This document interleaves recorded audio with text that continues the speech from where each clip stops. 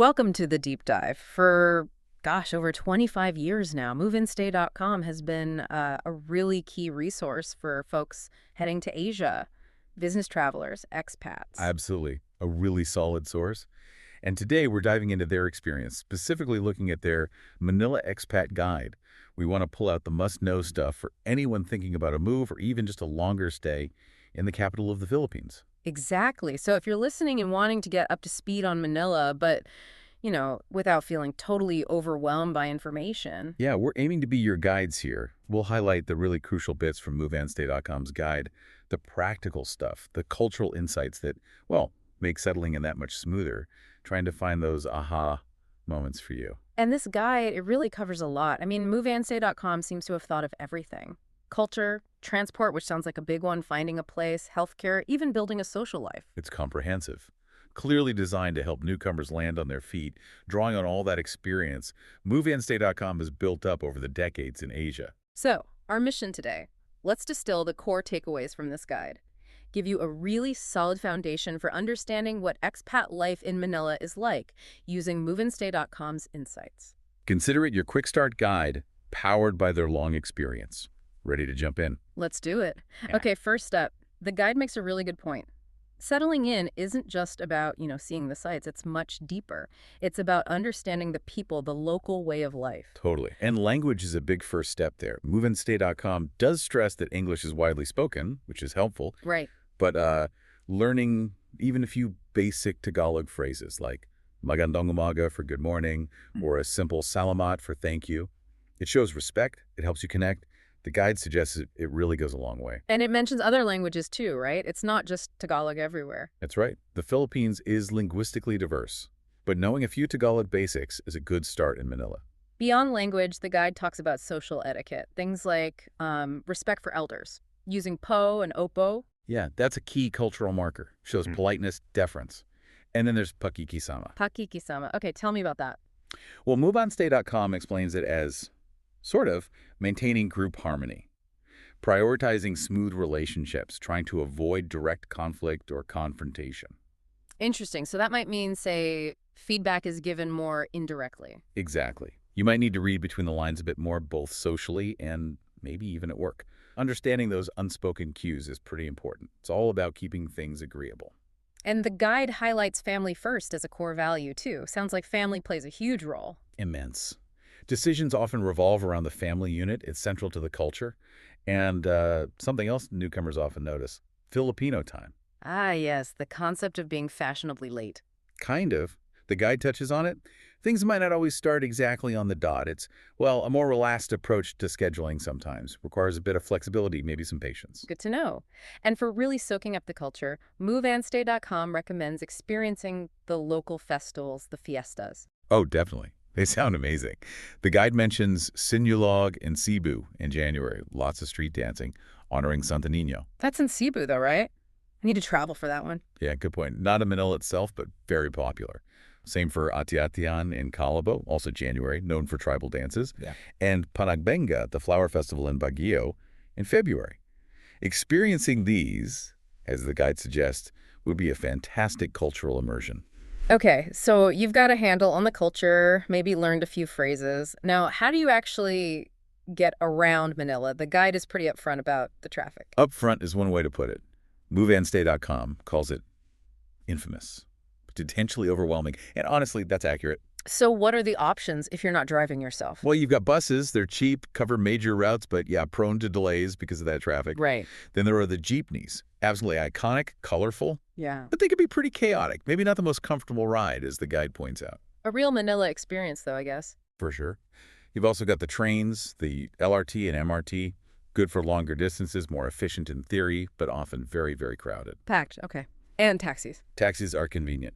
The key tip from MoveAndStay.com. Always, always make sure the meter is switched on. Avoid negotiating fares beforehand if you can use the meter. Sounds like navigating public transport is an adventure in itself. What about driving? Is that something expats typically do? Some do, but MoveAndStay.com warns it's stressful. Traffic rules can feel optional sometimes. You need a local license after 90 days. And defensive driving. It's not just recommended. The guide basically says it's essential for survival. Okay, so survival tips needed. What does the guide suggest for coping with the traffic? The practical stuff. Yeah. Avoid peak hours if you possibly can. That's roughly 7 to 9 a.m. and 5 to 8 p.m. Big windows. Yeah, that's a lot of the day. It is. Use navigation apps like Waze, MoveAndStay.com recommends this. They help find the least bad routes. For short distances, maybe walk or cycle if it's feasible and safe. And the biggest tip, patience. Lots of it. They even broke down traffic by time of day in the guide, didn't they? Yeah, that table's super helpful. Morning rush, heavy. Avoid travel if you can. Use trains. Midday, moderate, maybe better for driving, but expect delays. Evening rush, very heavy. Avoid. Find other routes. Late night. Generally light, the best time if you have to drive. Okay, let's say you've braved the traffic. Now you need a place to live. Location seems critical based on the guide. Absolutely critical. MoveAndStay.com stresses considering your commute, where schools are if you have kids, your lifestyle preferences. And where do expats typically end up living? The guide mentions a few hotspots. Makati is the main business district. Lots of condos, restaurants, shops. It's central, convenient, but pricey. Right. Bonifacio Global City, BGC, is newer, more planned out, lots of parks. Also quite expensive. Ortigas is another business area, often a bit more affordable, popular with families near some international schools. Okay, any other options? Maybe something different. Quezon City is mentioned. It's huge, a real mix of residential and commercial areas. You can find more affordable options there, maybe different housing styles too, from older places to modern condos. The trade-off. Traffic can be particularly challenging depending on where you are in QC. Got it. And costs. What kind of rent are we talking about? The guide gave some ballpark figures. Yeah, ballpark is the right word. It varies a lot. But MoveAndStay.com suggests maybe around PHP 21,000, that's like USD 370, for a one-bed outside the center. Maybe PHP 40,000, USD 700 plus for a two-bed. Houses starting upwards of PHP 50,000, so near USD 900. And the rental process itself. Any catches? Typical requirements noted in the guide are 1 or 2 months deposit, 1 month advance rent. Leases are often a year, though you might be able to negotiate shorter terms. MoveAndStay.com definitely advises clarifying everything up front. Any tips from them on the actual house hunt? Yeah, some good ones. Use online portals like .property, Lamudi to get a feel for the market. They strongly recommend getting a reputable agent, especially for expats. It just makes navigating the city and the process easier. Makes sense. Also, check utilities are working. Ask about average monthly costs. The guide estimates may be around 80 euros a month extra for water, electricity. Visit places at different times to check noise and, yes, traffic nearby.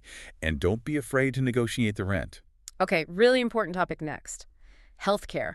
What's the situation like according to moveandstay.com? Public versus private. The guide lays it out clearly. Public healthcare is more affordable, but you might face longer waits, and resources can sometimes be limited. So private is the way most expats go. Often, yes.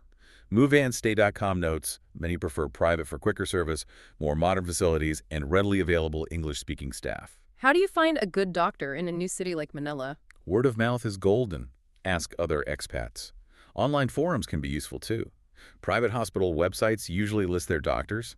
The guide advises checking their credentials, specialties, and definitely which insurance plans they accept. Right, insurance. What are the options there? What does Move and Stay recommend? They outline a few paths.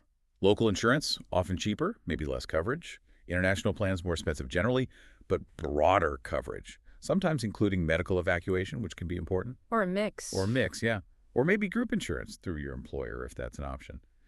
The key takeaway from MoveAndStay.com is compare policies really carefully.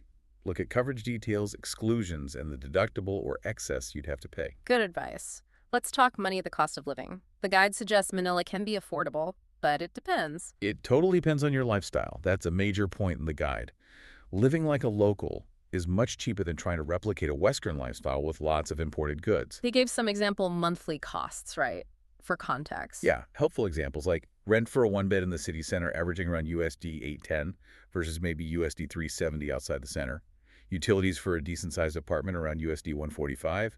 Internet, maybe USD 45 for a 60 mil BAP plan. But again, these are just averages from the guide. Your mileage will vary. What about food costs? Groceries, eating out? Local food is very affordable, especially from the small eateries called carinderias mentioned in the guide. They're the cheapest option, Western restaurants. Prices will feel more familiar, closer to home. For groceries, MoveAndStay.com suggests local markets are often cheaper and have fresher produce than big supermarkets. And things like electricity. Internet bills. Electricity can be surprisingly high, the guide warns, especially if you use air conditioning a lot, which, let's face it, you probably will. Internet is widely available, various speeds and plans, and maybe look into bundling services, as Move and Stay suggests. So the bottom line is budgeting is key. Absolutely. Be mindful of your spending, track your expenses, especially if you favor imported products or a more Western style of living. Okay, moving somewhere new can be tough socially. How does moveandstay.com suggest building a network in Manila? They emphasize that Manila actually offers a lot of opportunities to connect. There are platforms like Internations, meetups, and tons of Facebook groups specifically for expats. They organize events, meetups, networking things. So connecting with other expats is fairly straightforward. Seems so. But the guide also encourages connecting with locals, too, for a richer experience. How do you do that? Join local clubs or activities. Sports are huge. Basketball is massive, but also badminton, volleyball. Find a language exchange partner, practice Tagalog, meet Filipinos learning your language. Or volunteering. MoveAndStay.com mentions various causes like environment, animal welfare, poverty alleviation. Great way to give back and meet people. And online, Facebook groups and forums. Definitely. The guide highlights these as great resources for asking practical questions, sharing tips, just connecting with people who get the expat experience there. Oh, and they mentioned checking out Myrtle providers to stay connected easily. Makes sense. Now, for anyone moving with kids, schools are a massive consideration. What does moveandstay.com say about education? A really important section in the guide. It gives an overview of the international schools. These usually follow global curricula, IB, British system, maybe American. They tend to have great facilities, lots of extracurriculars. Any specific schools mentioned? Yeah, the guide lists popular ones like the British School Manila, International School Manila, Enderun College's EAC as examples. There are others too, of course. And getting in, what's the process like? It varies, the guide notes. Usually need academic records, proof of residency, sometimes entrance tests or interviews. Yeah. Maybe health checks. Be prepared for application fees and potentially waiting lists at the most popular ones. What about beyond academics, the activities? It's really a wide range, according to the guide. Lots of sports, football, basketball are common, arts, drama, music. And clubs debate, Model UN, coding, things like that. Plenty to keep kids engaged. So choosing the right school involves balancing a few factors. For sure. Curriculum, location. Remember that traffic fees, the school's overall feel or ethos. MoveAndStay.com strongly recommends visiting schools if possible, talking to parents currently there. That firsthand info is invaluable. So wrapping things up, what's the overall vibe of Manila for expats based on the moveandstay.com guide? I think the guide portrays it as a really dynamic, lively city, full of friendly people, lots of opportunities. It definitely acknowledges the challenges, the traffic, the heat are mentioned often. Yeah, those seem unavoidable. Pretty much. But it balances that by highlighting the rewards, the warmth of the people, the vibrant culture you can immerse yourself in. The advice seems to be go with an open mind, keep a sense of humor. And it can feel like home. That's the sense you get. Whether you're there primarily for work or seeking adventure, the guide suggests Manila has that potential. It aligns with what MoveAndStay.com has been about for 25 plus years, helping people make that transition successfully in Asia. Well, this has been super helpful, a really good deep dive into the moveandstay.com Manila Expat Guide. We've touched on, culture, transport realities, finding housing, healthcare costs, making friends, schools. Quite a journey. It really has. And hopefully it gives you, the listener, a solid starting point based on MoveAndStay.com's long experience and detailed guide. It's a foundation to build on as you look into your own specific situation. Definitely check out their full guide if you're seriously considering Manila. So, a final thought to leave you with. Thinking about everything we've discussed, that mix of tradition and modernity in Manila, drawing on those insights from moveandstay.com, what part of adapting to a completely new culture like that do you find most intriguing or maybe the most challenging? Something to mull over. Good question. Thanks for joining us on the deep dive.